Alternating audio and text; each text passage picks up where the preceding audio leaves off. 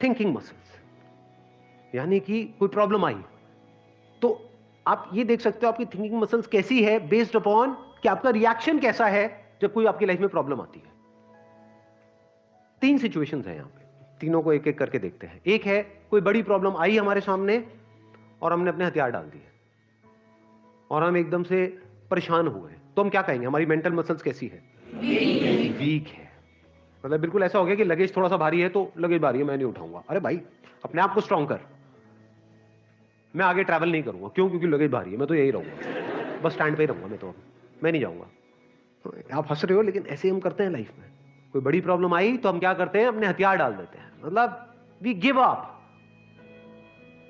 Face ही नहीं करते हैं उस प्रॉब्लम को। ऐसी कोई प्रॉब्लम नहीं है जिसका सॉल्यूशन ना हो इस दुनिया में। अगर प्रॉब्लम है तो सॉल्यूशन भी है, बट सॉल्यूशन तक पहुंचने के लिए वी नीड थिंकिंग मसल्स।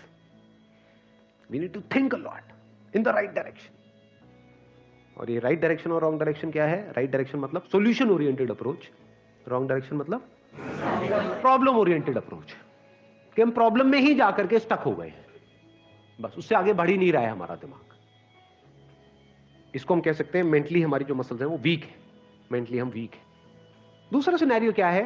कोई प्रॉब्लम आई, उससे हम लड़े और लड़ने के बाद में बहुत एफर्ट लगाया, बहुत दिमाग लगाया, बहुत मेहनत करी, लड़े और जीत गए। मतलब उस प्रॉब्लम का हमने सॉल्यूशन निकाल लिया। क्या हम कह सकते हैं कि आप मेंटली बहुत स्ट्रांग हो? नहीं। नो। व्हाई? एग्जैक्टली, बिकॉज आपको बहुत एफर्ट लगाना पड़ रहा है। समझ गए ना? हाँ, जैसे कोई बैग उठाना है तो बहुत एफर्ट लगाना पड़ रहा है जी, दोनों हाथ लगा दिए और ये घसीट घसीट के जा रहे हो और पहुंच गए, कह रहे हो हाँ मैं तो ये, मैं तो वो। भाई कुछ नहीं, तेरी कमर में लचक आ चुकी है।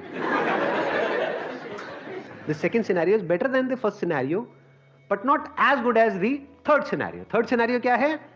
बड़ी से बड़ी भी कोई प्रॉब्लम आई हमारी लाइफ में, हम पहले ही उसके लिए तैयार थे और ऐसे सॉल्यूशन निकल के आ गया। मतलब वो प्रॉब्लम जो दुनिया के लिए बहुत बड़ी है, जिसको देख करके लोग डरने लग जाते हैं, वो प्रॉब्लम आपके सामने आई, ऐसे सॉल्यूशन निकल गया, एफर्टलेसली काम हो गया। यानी एक बैग आपके पास में है 50 किलो का, ऐसे उठा लिया हल्के में। मतलब लोगों को देखने में लग रहा है कि अरे बैग तो बहुत हल्का है। बैग हल्का नहीं है, उस बंदे में दम है। तो कैसे लाइफ की मुश्किल से मुश्किल प्रॉब्लम्स को भी आप आसान से आसान बना सकते हो? कितना आसान बना सकते हो कि ऐसा लगे अरे इस बंदे को तो कोई एफर्ट ही नहीं करना पड़ रहा है। उसी को तो कहेंगे मेंटल स्ट्रेंथ, मेंटली स्ट्रांग होना। इसको अगर मैं सम अप करूं, जो भी अभी तक मैंने कहा है उसको एक लाइन के अंदर अंदर, तो वो क्या है? एक कैटेगरी होती है लोगों की जो सिंपल से सिंपल प्रॉब्लम्स को भी कॉम्प्लिकेटेड बना देते हैं अपने माइंड में। 99% लोग ऐसे ही हैं इस दुनिया में। सिंपल सी प्रॉब्लम है, कुछ भी नहीं, उसको भी इतना कॉम्प्लिकेटेड किया हुआ है जैसे पता नहीं क्या हो गया, हवा बना दिया है पूरा का पूरा। और दूसरी कैटेगरी होती है लोगों की, ऐसे बहुत कम लोग होते हैं, वही होते हैं जिन्होंने एक्चुअल में काम किया होता है अपनी मेंटल मसल्स के ऊपर। वो कौन होते हैं?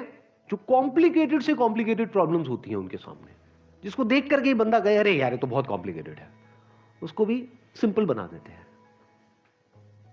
जैसे फॉर एग्जांपल आपकी कोई रिलेशनशिप है किसी के साथ में और वहां पे बहुत क्लैशेस चल रहे हैं, बहुत मेजर कुछ इश्यूज हो रहे हैं। एक तो ये आपस में हम लड़ते मरते रहे कुत्ते बिल्ली की तरह, जैसे ज्यादातर घरों में होता है।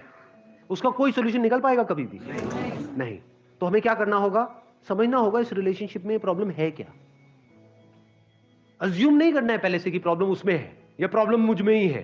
ये भी एक विक्टिम मेंटालिटी होती है, मेरे में ही कमी है, वो तो सब सही है बस मेरे में ही कमी है जी। ये भी बड़ी गंदी मेंटालिटी होती है, विक्टिम मेंटालिटी।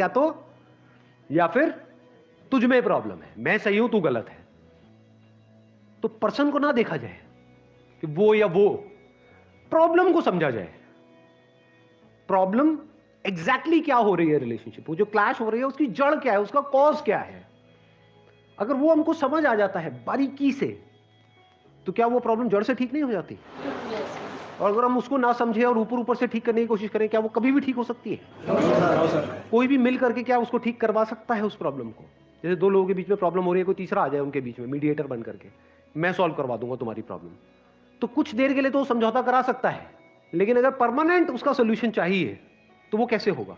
या तो दोनों को या दोनों में से किसी एक को बारीकी से समझना होगा नेचर ऑफ प्रॉब्लम क्या है, and that could be very simple. समझ गए? मतलब लगता क्या है, ये स्पेशली जो रिलेशनशिप्स की जो प्रॉब्लम्स होती है वो बहुत ही कॉम्प्लिकेटेड होती है, एक्सट्रीमली कॉम्प्लिकेटेड। समझ ही नहीं आ रहा था क्या करें क्या ना करें। कई बार होता है कि बहुत ही सिंपल होता है उसका सोल्यूशन।